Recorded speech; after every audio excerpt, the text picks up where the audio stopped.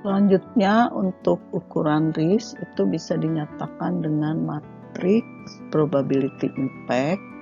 Ada matriks 3x3 dan matriks 5x5. Nah, untuk matriks 5x5 berarti di sini kan highly probable, paling atau sangat mungkin. Yang ini jarang ya. Jarang atau sangat jarang, sangat rendah. Ini kualitatifnya. Untuk impact juga sama, impact sangat rendah sampai impact sangat tinggi. Nah, hasilnya jadi kalau ada di posisi ini di mana sangat mungkin dan ininya dampaknya tinggi, berarti ini sangat berisiko, sangat berisiko. Jadi ini risikonya tinggi yang merah. Ini major itu juga biasanya dihindari ya, akan berisiko. Nah, kalau ini sedang, ini rendah, dan posisi di hijau itu biasanya risiko yang bisa diterima. Untuk ukuran risk yang 3 ya seperti ini ya, 1, 2, 3. Kemudian kalau misalkan posisinya ada di medium, ini tingkat dampaknya ya, yang sangat tinggi. Kemudian likelihood atau peluang terjadinya itu tinggi, ini yang medium. Ini ada di posisi nilai yang cukup akan berisiko ya, tetapi tidak tinggi seperti yang ini, mana keduanya ada di posisi tinggi. Nah, kalau misalkan untuk dibuat nilai ya, kita tinggal menuliskan tingkat dengan angka ya, kita tinggal ubah, kemudian nanti dikalikan. Ini kan 1, ini 2, 1 kali 2, 2 nilainya. Kalau 2 tuh masuk kategorinya yellow ya. Tuh. Nah, ini sangat tinggi berarti hitam, sangat signifikan dampaknya. Kalau itu di sini kemungkinannya sangat sering terjadi. Ada juga yang membuat dengan nilai kelipatan ya, 2 pangkat N.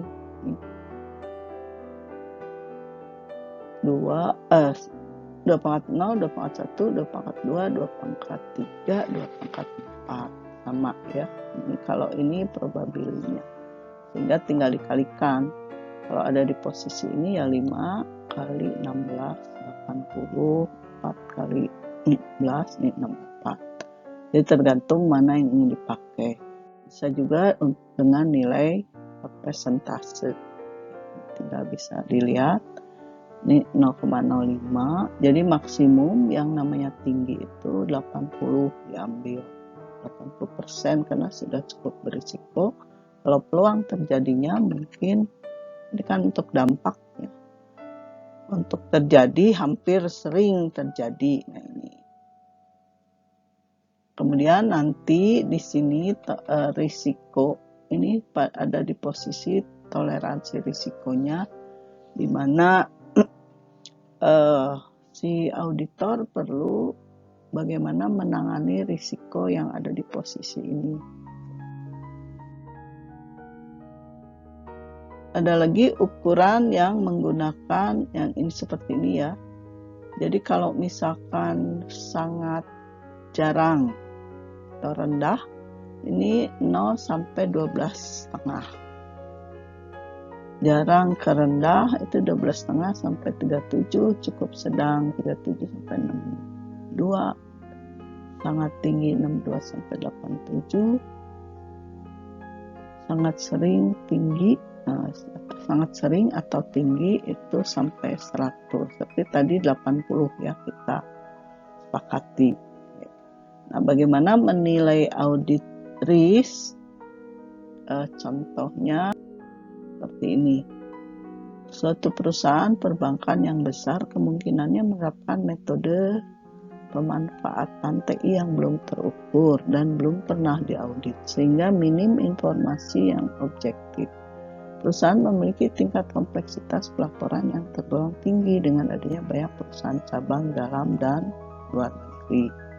Nah, di perusahaan tersebut, nah ini untuk mengidentifikasi CR, ya kita perlu lihat ini internal audit ya.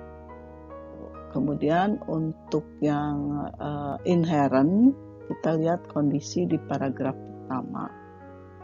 Nah, sekarang berapa? Tadi kan yang hubungan, kita tahu hubungan antar AR, DR, CR, dan IR ya. Dimana AR sama dengan CR kali IR kali DR. Tapi yang kita hitung di sini adalah DR-nya. Karena biasanya itu yang diminta itu risiko auditnya nih. Risiko audit yang bisa diterima itu adalah sebesar 8%. Artinya laporan audit yang salah saji itu risikonya rendah. Artinya tidak dihasilkan laporan yang keliru ya. Nah, di sini kita analisis ya. Nah, dari kasus yang tadi ya, di sini kita identifikasi inherent risk, control risk-nya ya. Nah, di sini tadi di deskripsinya terdapat kompleksitas tinggi karena perusahaannya cukup besar, kemudian memiliki cabang, banyak cabangnya dan belum pernah diaudit ya. Nah, jika kita nilai masing-masing memiliki risiko sebesar 20%, kita anggap risikonya rendah ya, 20 masing-masing, maka totalnya 60%.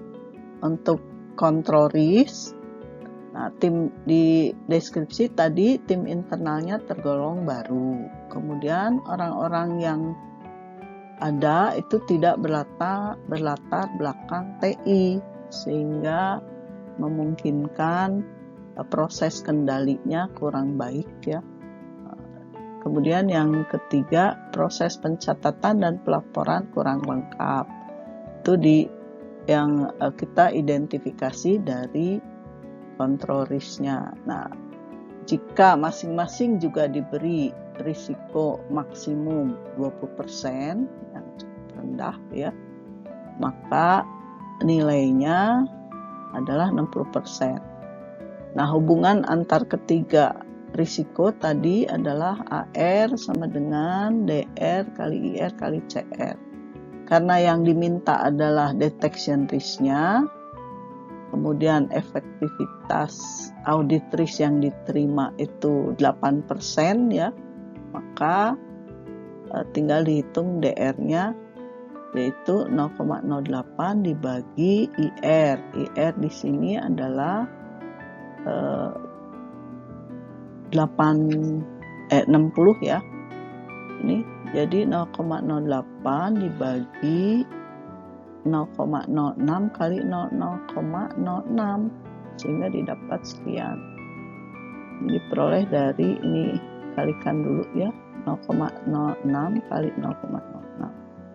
Nah, karena nilainya 22% itu ada di risiko yang rendah, maka maknanya DR yang dihasilkan itu menunjukkan bahwa proses audit yang dilakukan cukup efektif.